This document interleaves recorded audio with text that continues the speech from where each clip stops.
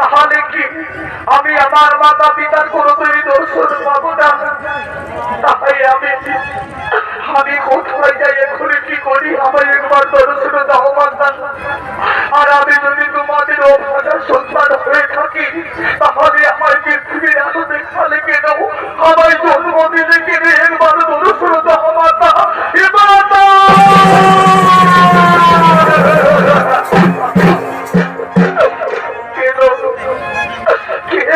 আমি এইভাবে একলা কেন? আমার মাতা পিতা কোথায় গেছিল, একবার দেখা দাও।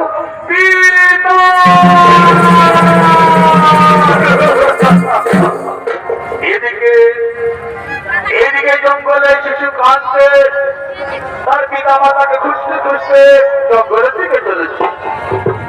এইদিকে